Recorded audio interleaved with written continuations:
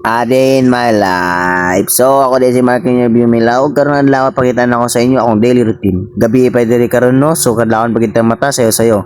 Karoon na lang pakita na ko sa inyo mga aktibidad na ginabuhat para maprotektahan atong environment. So, ginawag do rin no, nakita na ako na kanong saga, gipalong na ako kay para makasave tag electricity.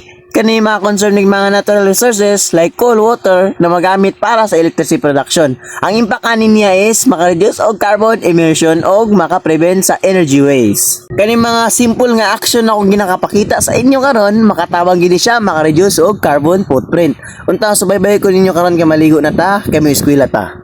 So karon no, na-brain ako din, giuna akong suga kay syempre ngit-ngit kay sa CR. Karon maligo na gid ko. Good luck sa inyo.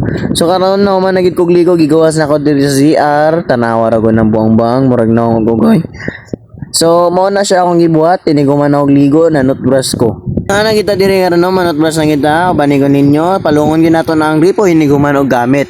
Kay kani siya makatabang ni siya sa pag-conserve og water. Ngano man, kay syempre limited ra ang water, syempre dapat responsible ta sa water use. Ug makatawang kini siya para sa mga future generation. Sumusaka na to diri balik ron kay mag-ilis na ta kay ready na ta mo atog eskwelahan. Syempre, palungon na to daw, napalong naman tanan, double check kay para makasave gid ta. So na ako diri karon sa taas, i-plaster sana ako ni akong baldi kay syempre, plaster magina na to karon mosulod sa boarding house. And then wala gawas na ta kay naman tag-ilis.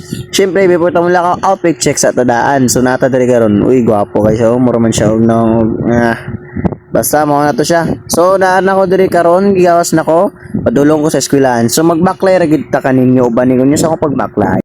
So mag-backlay ra gid ta pa sa eskwelahan no, kay duol ra man gid diri atong boarding house sa eskwelahan. So syempre dili lang kana makatabang gini siya pag-backlay, makatabang ni siya ma-reduce ang fuel consumption. Makatabang ni moubos ang air population which is caused by the smoke sa mga sakyanan na atong ginasakyan sa matag adlaw. So by walking dili lang kani atong makuha ko dili makapromote po ni siya og physical activity. So karon na nako diri sa among eskwelahan, mosulod na ko sa gate, padulong ko sa amo ang room. So uban nilang gid ko ninyo no. So pasaka ko diri sa agdalan karon, padulong sa ato ang room dito sa main west. So doon lang kita sa tong room noon. Always remember that fewer vehicles, less smoke release into air. So makatawag ni ma-reduce ang climate change. So nanata diri karon sa room guys. So magulat lang kita sa tong mga classmates since sayo gid kay tas tanan. Oy naday ko isa ka uban diri. Di ara, magpasikat na po din. Pala mo lang mag-study ba para ignon good student.